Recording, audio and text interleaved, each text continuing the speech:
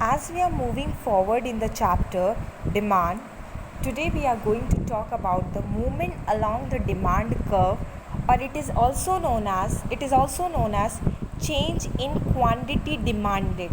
Change in quantity demanded. So let's see the definition of the change in quantity demanded. What is that? When quantity demanded of a commodity change due to change in its price, keeping other factor constant, it is known as change in quantity demanded. Change in quantity demand, there is a change in the quantity of a commodity, but that change come only because of its change in price. जो change आया है वो change सिर्फ price के change होने से change आया है. Keeping other factor remain constant, जो अदर फैक्टर्स थे डिमांड के वो सब कांस्टेंट रहेगा, सिर्फ एक फैक्टर चेंज होगा, वो है डिमांड, और that is known as change in quantity demanded. Here is a flow chart of change in quantity demand. कैसे क्वांटिटी में चेंज आता है, क्या क्या होता है, लेट्स सी. फर्स्ट क्या है, change in quantity demanded occurs due to, क्यों होता है, due to change in price के चेंज होने से क्वांटिटी में चेंज होता है, but it lead to the movement along the demand curve, जिसकी वजह से डिमांड कर्व में मूवमेंट होता है. मूवमेंट दो तरीके का होता है, either upward movement, either downward movement होता है या अपवर्ड मूवमेंट होता है.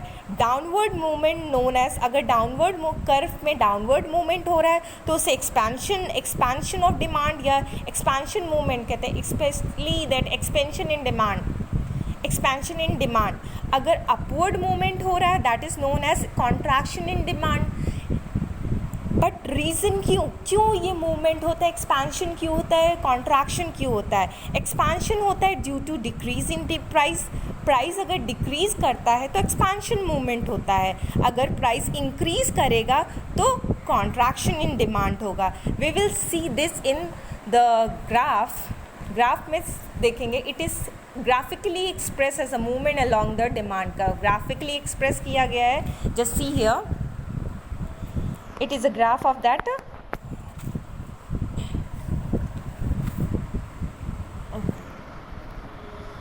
वाई एक्सिस पे प्राइस को प्लॉट किया गया है, एक्स एक्सिस पे, वाई एक्सिस पे प्राइस को, एक्स एक्सिस पे quantity demanded, and O is the origin. O when price is OP, जब प्राइस ओपी थी that is the original price, जब प्राइस ओपी थी the consumer is demanding O Q quantity. कितनी quantity ले रहा था, O Q quantity. But जब price increase कर गई ओ पी से प्राइस इंक्रीज़ करके ओ पी टू पे चली गई. जब प्राइस इंक्रीज़ कर गई तो कंज्यूमर ने क्या किया, क्वांटिटी ओ क्यू से ओ क्यू टू स्टार्ट कर दिया. मतलब प्राइस इंक्रीज़ की बट उसने क्वांटिटी को डिक्रीज़ कर दिया. Point A, that is a downward sloping, जो स्ट्रेट लाइन है that is a downward sloping demand curve. और this demand curve A is a point, touching point, that A C, that is a upward movement. इस side का जो arrow show कर रहा है that is a upward. A से लेके सी तक का जो मूवमेंट हो रहा है वो कौन सा मूवमेंट है, contraction in demand. Contraction in demand होता क्या है, जब प्राइस इंक्रीज़ करती है तो क्वांटिटी डिमांडेड डिक्रीज़ कर जाती है, मतलब प्राइस इंक्रीज़ करने से डिमांड कम हो जाती है.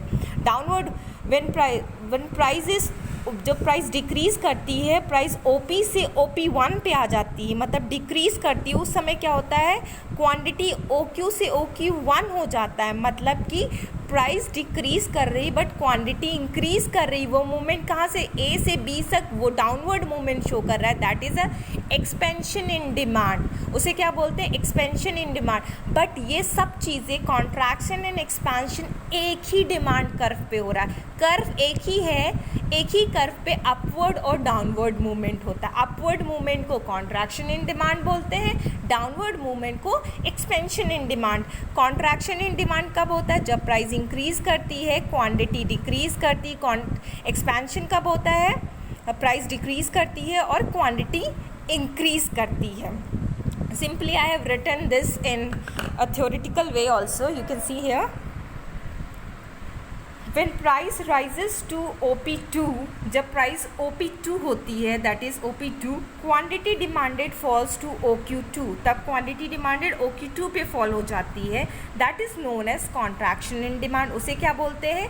Contraction in demand leading to an upward movement, जिसमें अपवर्ड मूवमेंट होता है from A to C, that is A to C along the same demand curve. This is a keyword that the movement take place on the same demand curve, एक ही demand curve पे movement होता है।